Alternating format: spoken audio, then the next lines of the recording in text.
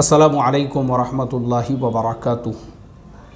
बिस्मिल्लाहिर्रहमानिर्रहीम नहमदुहु व नुसल्ली अला रसूलिहिल करीम अम्मा बाद। मोहतरम भाइयों, बुज़ुर्गों, दोस्तों, अल्हम्दुलिल्लाह तफ़सीर कुरान की 5वीं मजलिस के साथ हम आपकी खिदमत में हाज़िर हैं और शुरुआत करते हैं सूरह निसा से। अऊज़ु बिल्लाहि मिनश शैतानिर रजीम। बिस्मिल्लाहिर रहमानिर रहीम।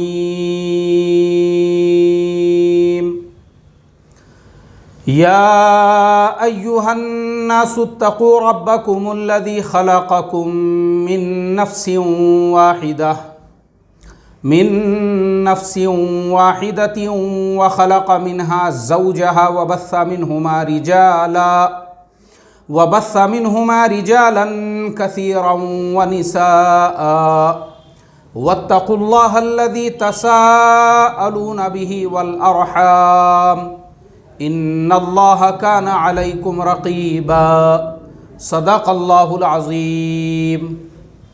देखिए, सूरह निसा की ये शुरू की इब्तिदाई आयतें हैं। इनका तर्जुमा ये है, ऐ लोगो डरते रहो अपने रब से जिसने पैदा किया तुमको एक जान से और उसी से पैदा किया उसका जोड़ा और फैलाए उन दोनों से बहुत सारे मर्द, बहुत सारी औरतें। और डरते रहो अल्लाह ताला से जिसके वास्ते से सवाल करते हो आपस में, और ख़बरदार रहो क़राबत वालों से, बेशक अल्लाह तबारक व ताला तुम पर निगहबान है।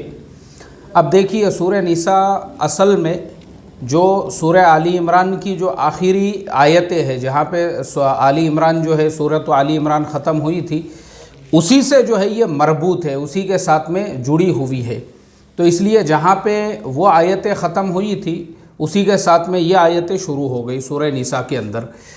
तो पहली जो सूरत है उसमें ग़ज़वात और मुखालिफिन के साथ बर्ताव करने का, ग़ज़वात के सिलसिले में माल गनीमत हासिल होने पर ख़ियानत की मज़म्मत और बाज़ दीगर उमूर का ज़िक्र था। इस सूरत के शुरू में अपने से मेल जोल यानी हुकूक़ुल इबाद से मुताल्लिक़ अहकाम हैं, मसलन यतीमों के हुकूक़, रिश्तेदारों और बीवियों के हुकूक़ वग़ैरह। लेकिन हुकूक़ कुछ तो ऐसे हैं जो कानून इंज़िबात में आ सकते हैं और उनकी अदायगी बज़ौर क़ानून कराई जा सकती है, जैसे आम मुआमलात और इजारादारी व मज़दूरी के ज़रिए पैदा होने वाले हुकूक़ जो बाहमी मुआहदात और सुलह के ज़रिए से तय हो सकते हैं।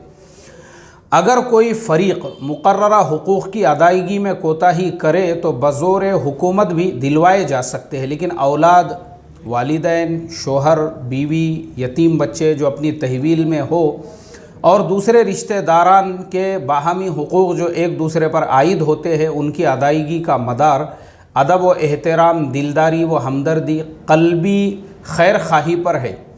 या ऐसी चीज़ें हैं जो किसी कांटे में तोली नहीं जा सकती और मुआहदात के ज़रिए भी इनकी पूरी तायीन मुश्किल है।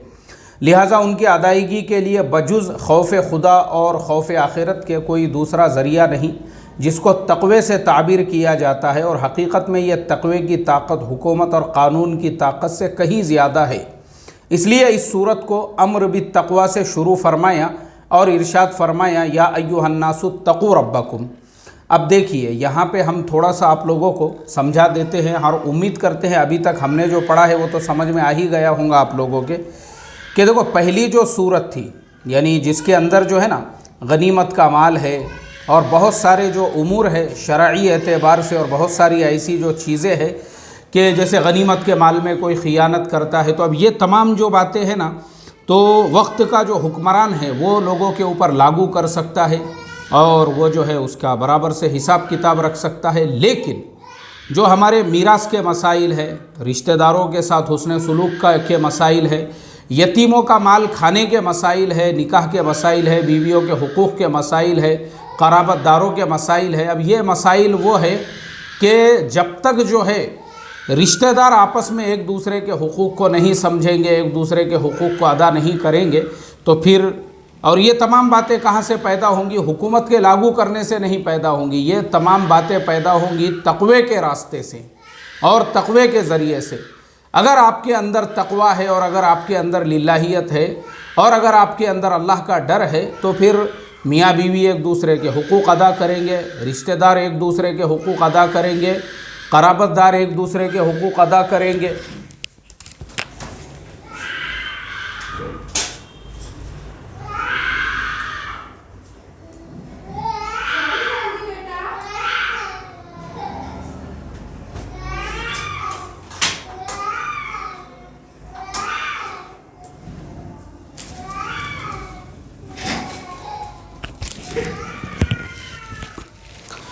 चलिए हम कंटिन्यू करते हैं हमारी बात को।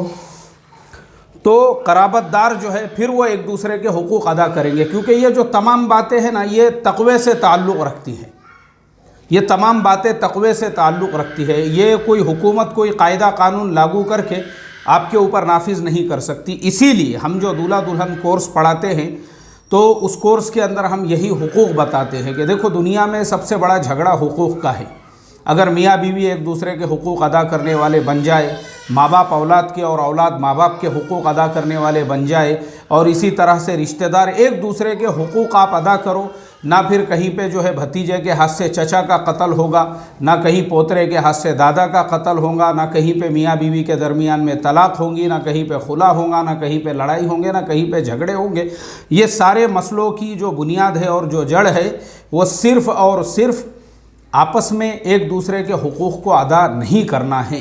तो ये जो सूरत है इसकी शुरुआत ही अल्लाह तबारक व ताला ने यहाँ से की है कि देखो, एक दूसरे के हुकूक अदा करो, एक दूसरे के जो है यहाँ पे जो है पहले तक़वे का हुक्म दिया। पहला जुमला ही तक़वे के ऊपर है, पहला जुमला ही, और फिर उसके आगे हुकूक का बयान तफसील से आएगा। हम आगे जब बढ़ते हैं तो देखो इसी के अंदर आगे जो है अल्लाह तबारक व ताला ने एक से ज़ायद जो निकाह का हुक्म यानी निकाह के बारे में जो फरमाया वो इसी सूरत के अंदर इसकी अगली आयत में है। फिर इसी के अंदर हम आगे बढ़ते हैं तो फिर उसके आगे फरमाया वब्तलुल यतामा हत्ता इदा बलगुन निकाह, और इसी तरह से वला ताकुलूहा इसराफ़न व बिदारन अन यकबरू। फिर इसी तरह से हम इसके अंदर जैसे जैसे आगे बढ़ते हैं ना, तो तमाम बातें वही है जो हुकूक से ताल्लुक़ रखती है। तो बहरहाल अब हम यहाँ पे जो है आपको थोड़ा सा इस मसले को क्लियर करके बताते हैं कि ये जो सूरह निसा है, अब इसके अंदर हम आगे जब बढ़ते हैं, जो हुकूक की बात चली है, तो आगे आते हैं मीरास के मसाइल। अब आप गौर करो, ये बहुत पॉइंट की बात मैं आपको बता रहा हूँ और इंशाअल्लाह ये बातें आपको बहुत काम आएगी। आप गौर करो कि कुरान करीम के अंदर अल्लाह तबारक व ताला ने जहाँ जहाँ पर भी नमाज का ज़िक्र किया तो क्या कहा?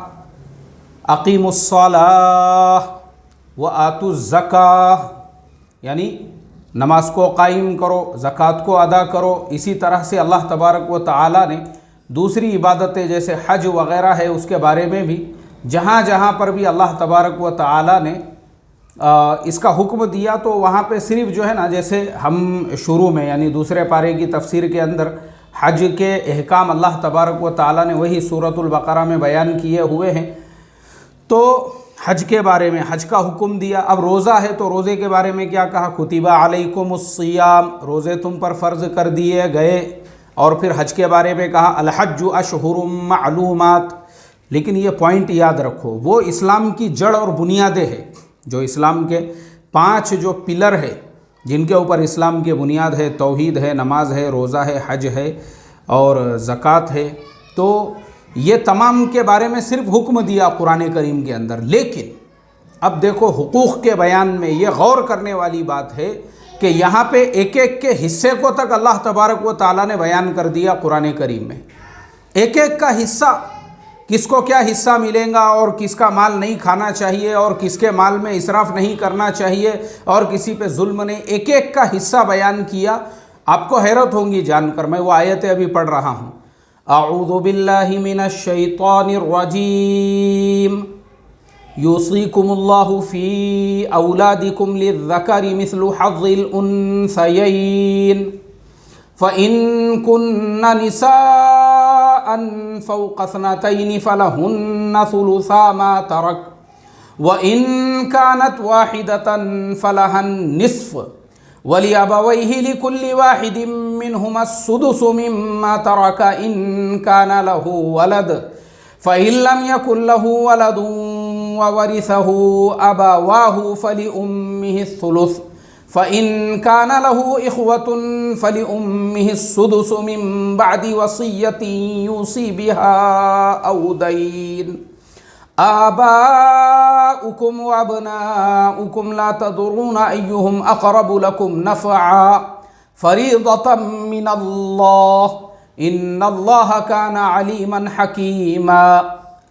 देखिए, इन आयतों में अल्लाह फरमाते हैं, हुक्म करता है तुमको अल्लाह तुम्हारी औलाद के हक़ में कि मर्द का एक हिस्सा है बराबर 2 औरतों के, फिर अगर सिर्फ औरतें ही हो 2 से ज़्यादा तो उनके लिए है 2/3 उस माल में से जो छोड़कर मरा है, यानी जो मतरूका माल है, जो तरीका है। और अगर एक ही हो तो उसके लिए आधा, और मय्यत के माँ बाप को हर एक के लिए दोनों में से 6ठा हिस्सा है उस माल से कि छोड़ा जो मय्यत है उसने। अगर मय्यत की औलाद है और अगर उसके औलाद नहीं और वारिस है उसके माँ बाप तो उसकी माँ का 1/3, फिर अगर मय्यत के कई भाई है तो उसके माँ का 6ठा हिस्सा, बाद वसीयत के जो कर मरा या बाद अदाए कर्ज के। देखो यहाँ पे जो है ना मिन बादी वसीयती यूसी बिहा औ दैन, ये जुमला याद रखो, मैं इसको आगे और थोड़ा सा क्लियर करूँगा। तुम्हारे बाप और बेटे तुमको मालूम नहीं कौन नफ़ा पहुँचाए तुमको ज़्यादा, हिस्सा मुकर्रर किया हुआ है अल्लाह तबारक व तआला का। बेशक अल्लाह तबारक व तआला ख़बरदार है, हिकमत वाला है। अब देखो मोहतरम दोस्तों, ये सारे वसीयत के मसाइल है। अब ये जैसे ही कोई मर जाता है, मरने वाले के मरने के बाद में फिर उनके हिस्से जो है ना उस एतबार से तय होते हैं, तकसीम होते हैं, और वो सारे हिस्से कुरान करीम में बयान किए हुए। तो मैंने आपको जो शुरू में बताया, नमाज के बारे में फ़रमाया अक़ीमुस्सलाह, नमाज को कायम करो। ज़कात के बारे में फ़रमाया व आतुज़्ज़का, ज़कात को अदा करो। रोज़े के बारे में फ़रमाया कुतिबा अलैकुमुस्सियाम, तुम पे रोज़े फ़र्ज़ कर दिए गए। हज के बारे में फ़रमाया अल हज्जु अशहुरुम मालूमात, और इसी तरह से बाकी जो अहकाम हैं। लेकिन यहाँ एक एक का हिस्सा बयान कर दिया। अगर औलाद नहीं है और सिर्फ माँ बाप है तो उनको क्या मिलेगा, और अगर औलाद है और माँ है तो उसको क्या मिलेगा। ये सारे एक एक का हिस्सा जो है शरीयत इस्लामिया ने यानी कुरान में अल्लाह ने बयान किया। अब आइए मैं थोड़ा सा ये मसाइल आपको क्लियर करके बताता हूँ। देखो, ये असल में ये वो मसाइल है जो अक्सर हमारे पास में भी आते हैं, मेरे पास में भी कई लोग आते रहते, ख़ास तौर पे ये मसाइल लेकर। इन मसलों को समझो, क्योंकि देखो किसी का हक़ हमारे ऊपर बाकी नहीं रहना चाहिए। बहुत ख़तरनाक चीज़ है ये, किसी का भी हक़ हमारे ज़िम्मे बाकी नहीं रहना चाहिए। ना बहनों का हक़ हमारे ज़िम्मे बाकी रहना चाहिए, ना भाइयों का हक़ हमारे ज़िम्मे रहना चाहिए, ना माँ बाप का हक़ हमारे ज़िम्मे, किसी का हक़ हमारे ज़िम्मे नहीं रहना चाहिए। अब हमारे भारत के अंदर एक प्रॉब्लम ये है, हम हिंदुआना समाज में रहते हैं। यानी एक तो मुसलमान ख़ुद भी जो है, अक्सरियत मुसलमानों की कन्वर्टेड और रिवर्टेड मुस्लिम्स की है। हमारे बाप दादाओं में से बहुत सारे जो है वो उधर से ही इधर इस्लाम को कबूल करके आए हुए हैं। तो अभी तक जो हिंदुआना रस्म व रिवाज है वो हमारे अंदर से गया नहीं,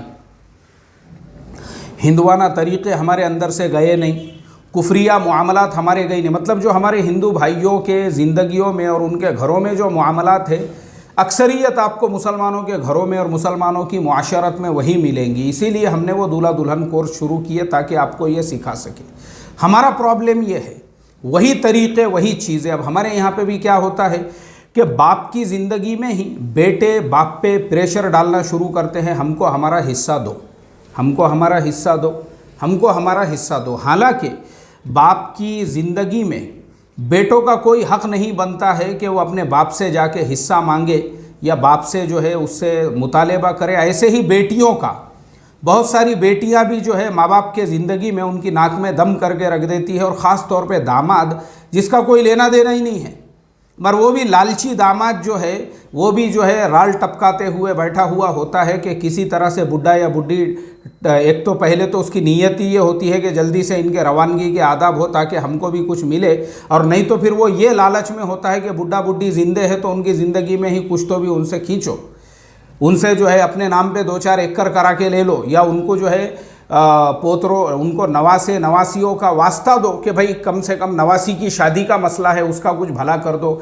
या नवासे का कुछ भला कर दो। हम लालचियों के समाज में रहते हैं। मैं हमेशा बोलता हूँ भारत के जितने लोग लालची है ना, मैंने कहीं पे भी इतने लालची लोग नहीं देखा हूँ। जो जिंदों के ऊपर राल टपका के बैठे हुए होते हैं और फिर नीयत ये होती है यार बुढ़ा मर रहा भी नहीं है यार, जल्दी से बुढ़ी मर रही क्या रे, वो नहीं मर रही क्या, अच्छा देखो दम टूट रहा गया उसका। यानी पहले से ही ये नीयतें होती है ताकि उनकी प्रॉपर्टीज़ के ऊपर किसी तरह से, और अगर मान लो वो नहीं मर रहे हैं तो उनकी नाक में दम कर देते हैं, हमको हमारा हिस्सा दो, हमको हमारा हिस्सा दो, हमको हमारा हिस्सा दो। ज़िंदगी में किसी का कोई हिस्सा नहीं है। एक बात याद रखो, ज़िंदगी में ना पोतरों को इस बात का हक है दादा को ये बोलने का अरे दे दो ना, हमको हमारा हिस्सा दो ना, हमको दे दो ना, अरे तुम्हारा काय का हिस्सा भाई। और ना ही बेटों को इस बात का हमको हमारा हिस्सा दो, हमको हमारा हिस्सा दो। किसी का कोई हिस्सा नहीं है ज़िंदगी के अंदर। एक बात याद रखो, हिस्से कब है, ये जितने भी हिस्से बयान किए गए हैं ये मरने के बाद में हैं। और मरने के बाद में भी क्या कहा, मिन बादी वसीयती यूसी बिहा औ दैन। मरने के बाद में भी पहले वसीयत का निफाज होगा और कर्ज अदा किया जाएगा, उसके बाद में तरीका जो है वो तकसीम होगा वारिसीन के अंदर। तो ये बहुत अहम मसला मैं समझा रहा हूँ, ये नहीं समझ में आएगा तुमको, इसको डबल सुनना बाद में, फिर तीसरी बार सुनना नहीं समझ में आया तो कोई इंसान अगर ज़िंदा है और ज़िंदगी में अगर औलादें बाप के बोकांडी पे बैठी है या बेटियां या दामाद वगैरह वगैरह वो उसको मांग रहे हैं तो बिल्कुल नहीं देना चाहिए। मैं हमेशा यही बात बोलता हूँ।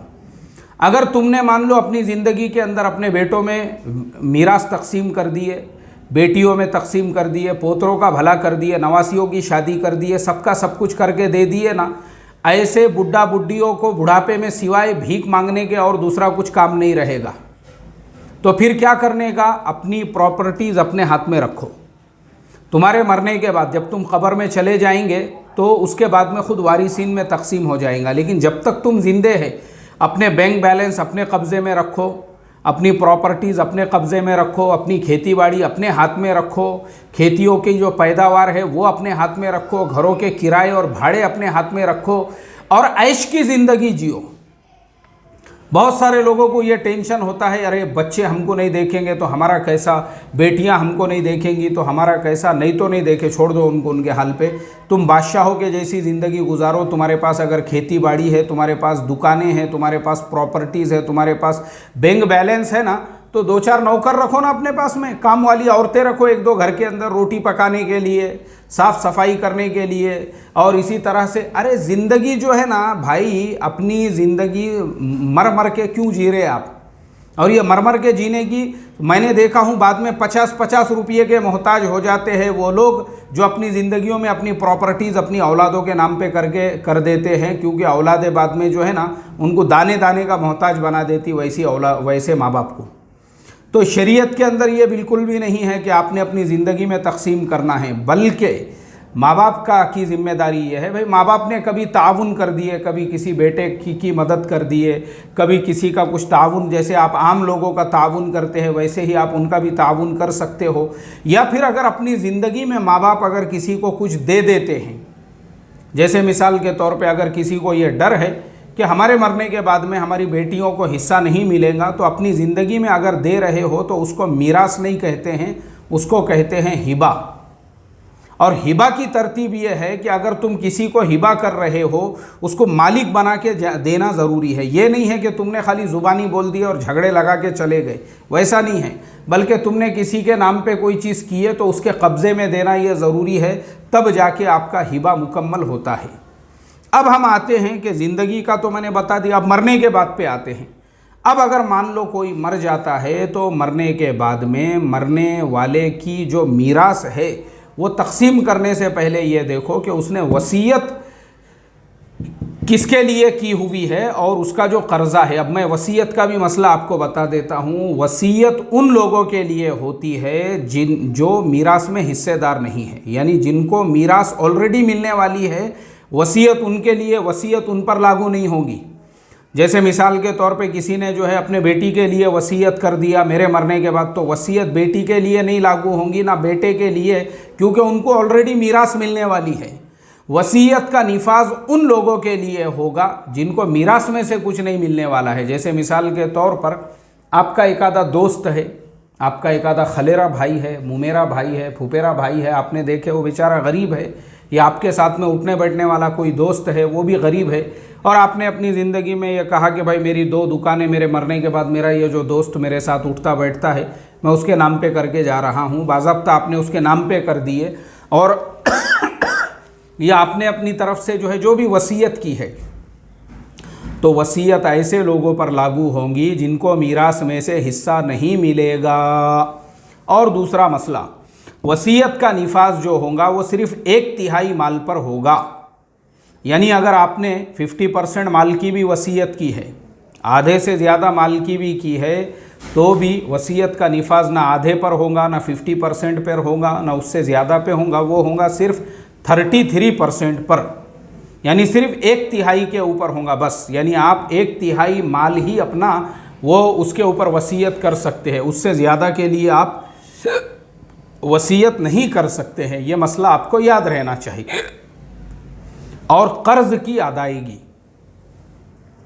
जो मरने वाला है उसके ज़िम्मे जो भी कर्ज़ होगा, यहाँ तक कि बीवी का महर अगर उसने नहीं अदा किया है तो शरीयत का मसला ये है कि वो महर भी उसकी मीरास में से जो है, जो तरीक़ा उसने छोड़ा है उसमें से उस औरत का महर अदा किया जाएगा। ये नहीं है हमारे यहाँ पे जिस तरीक़े से बुढ़े के मरने के बाद में बुढ़ी को लेकर आते हैं और कहते हैं कि बोलो मैंने महर माफ़ कर दिया, ऐसे से महर माफ़ नहीं होता है, बल्कि उसकी जो मीरास है उसमें से आपको महर की रकम उसकी अदा करना पड़ेगी। ये कर्ज़ा है, ये जिसका भी जो भी कर्ज़ है। इसीलिए कर्ज़े के मामले में इंसान ने डरना चाहिए, किसी का लिए तो बराबर अदा करना चाहिए, वरना बहुत सारे हरामखोर ऐसे होते हैं लोगों का कर्ज़ा तो देते नहीं हैं और दूसरी तरफ अय्याशियाँ करते हैं। होटलों में पार्टियाँ हो रही है, चौथी औरत की जा रही है, अपनी पूरी ख्वाहिशात पूरी की जा रही है चौथी औरत करके, और लोगों से कर्ज़ा लिया हुआ है माँ के नाम पे, बहन के नाम पे, बेटी के नाम पे, वो कर्ज़े नहीं अदा कर रहे, और बाद में पता चल रहा कि लोगों के पास कर्ज़े देने को पैसे नहीं, मगर चौथी औरत की अपनी ठंडी करने को पैसे है।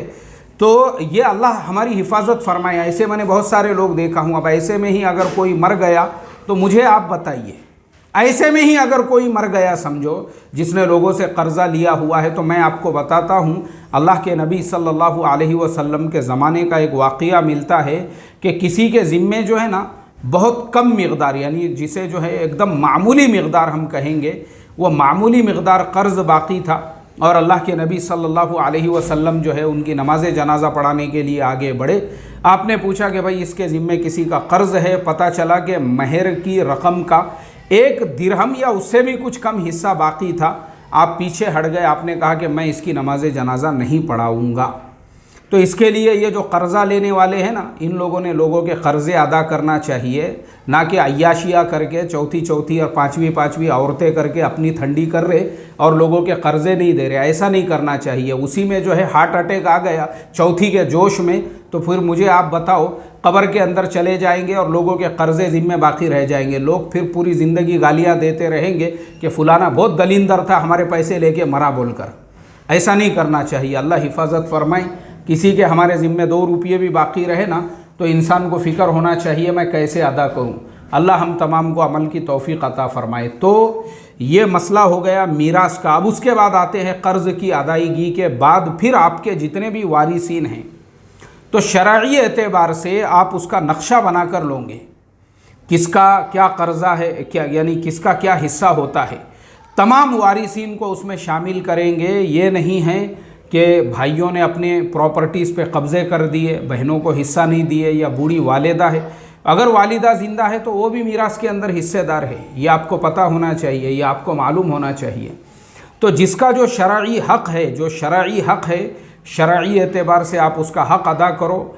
इंशाअल्लाह मैं कहता हूँ आपको क़यामत तक कभी भी जो है ना आपके घर में फ़ाक़ा नहीं होगा, आपके घर में गुर्बत नहीं आएंगी। जिसका जो हक़ बनता है, अगर आप उसको उसका हक़ जो है अगर अदा कर देते हो, उसको उसका हक़ अगर दे देते हो, तो फिर आपको जो है ना कभी भी किसी भी हालत के अंदर आपको जो है ना आप कभी भी हालात का शिकार नहीं बनोगे।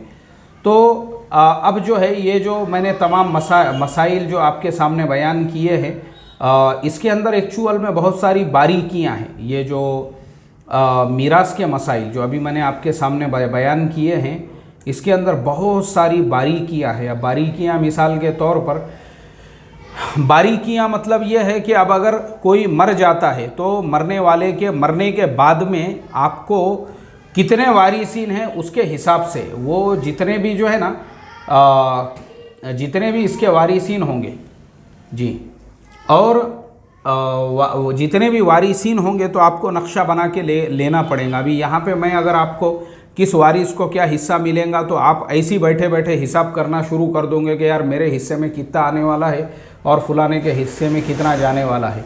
तो इसके लिए वो मसला आपने उसी वक्त पूछने का जिस वक्त में ये आपको दरपेश आता है कि कौन से वारिस को जो है मीरास के अंदर कितना हिस्सा मिलेगा जी।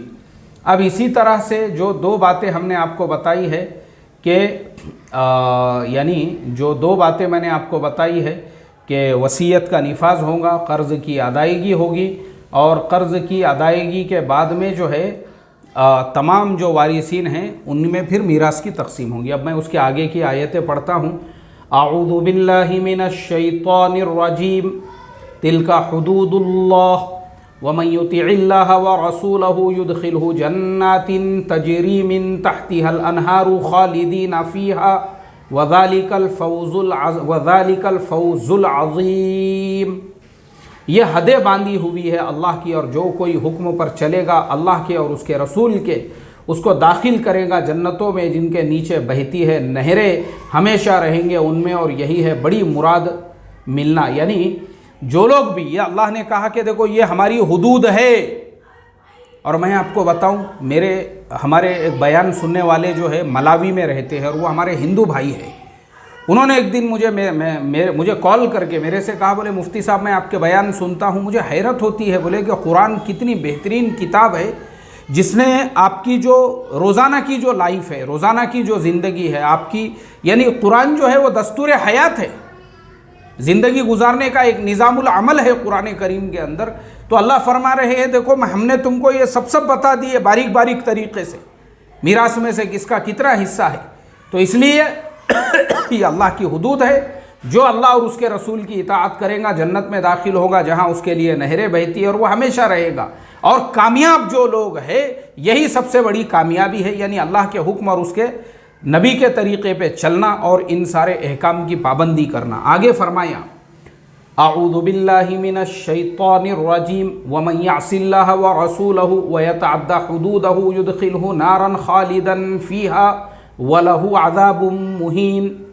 और जो कोई नाफरमानी करे अल्लाह की और उसके रसूल की और निकल जावे उसकी हदों से, डालेगा उसको आग में, हमेशा रहेगा उसमें और उसके लिए ज़िल्लत का अज़ाब है। अब देखो, जो इस तरीक़े से मीरास को तकसीम नहीं करेंगे और जो इस तरीक़े से अल्लाह के हुक्मों पर नहीं चलेंगे और जो बहनों का भी हक़ मार के खा जाएंगे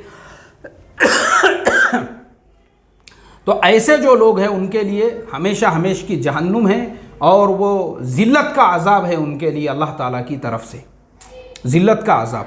अब मोहतरम दोस्तों, मैं आपको जो है ना ये दोनों आयतों का खुलासा करके बता सकता हूँ कि ऐसे लोग जिन्होंने अपनी बहनों का माल खा गए, जिन्होंने जो है बराबर उनके हुकूक नहीं अदा किए, हालांकि मैं जानता हूँ ऐसे लोग, मैं एक बस्ती के अंदर जो है मुझे एक रिश्ते के सिलसिले में जाने का मौका मिला। तो वहाँ के इमाम साहब जो है वो रिश्ता हमने तो देख लिया, सब हो गया, और जिन जनाब के घर पे हम गए थे पता चला कि वो जनाब नमाज़ों के पाबंद है, तहज्जुद के पाबंद है, और टोपी है उनकी और छत को तुर्रा लग रहा है, और माशाअल्लाह जो है यानी उन्होंने इबादत वाला जो इस्लाम है उस पर इतना सख्ती से अमल था कि हर महीने में 10 दिन रोज़े रखते हैं और जो है ये करते हैं वो करते हैं, सब कुछ करते हैं। तो मैंने मस्जिद के इमाम साहब से पूछा, मैं बोला भाई हम फ़लानी जगह पे, वो अपनी पहचानत के थे, हमारे साथी ही थे, हम फ़लानी जगह पे आए, मैं बोला रिश्ता देखने के लिए, और कैसे लोग हैं? बोले देखो मुफ्ती साहब सब सही है उनका, माशाअल्लाह पहली जो है सफ़ में नमाज़ पढ़ते हैं और तकबीर उला से नमाज़ पढ़ते हैं और तहज्जुद पढ़ते हैं, सब करते हैं, लेकिन उनके सगे भतीजों ने उनके ऊपर कोर्ट में केस किया हुआ है। मैं बोला सगे भतीजों ने क्यों किया हुआ है? बोले इसलिए कि उन्होंने जो है अपने भाइयों की भी ज़मीन हड़प लिए हुई है, बाप मरने के बाद में जो है किसी को हिस्सा ही नहीं दिए, बड़े भाई थे छोटे भाइयों का हिस्सा ही नहीं अदा किए, तो फिर भतीजों ने जो है फिर चचा के ऊपर केस किए, बड़े अब्बा के ऊपर, कि भाई इन्होंने हमारा हिस्सा नहीं दिए। तो मैंने देखा हूँ वही जनाब जो है ना, थोड़े सालों के बाद वापस उस गांव में मेरा जाना हुआ तो पता चला उनका इंतकाल हो गए रवानगी के आदाब। तो क्या लेकर गए दुनिया से, मुझे आप बताओ। कुछ फ़ायदे की नहीं है ऐसी खाली इबादतों वाले इस्लाम पे, बल्कि हमारे मुआमलात क्लियर होना चाहिए। ठीक है, अल्लाह हम तमाम को अल्लाह के इन अहकाम पे अमल करने वाला बनाए, हर एक को उसका हक़ अदा करने वाला बनाए और लोगों के हुकूक़ दबाने से हमारी हिफाजत फरमाए और यह अज़ाब से हमारी हिफाजत फरमाए। अज़ान हो रही है और मैं इसी के साथ में अपनी तफसीर भी मुकम्मल करता हूँ। सूरह निसा का अभी बहुत सारा हिस्सा बाकी है, उसको हम कल लेंगे इंशाअल्लाह। अस्सलामु अलैकुम व रहमतुल्लाहि व बरकातुहू।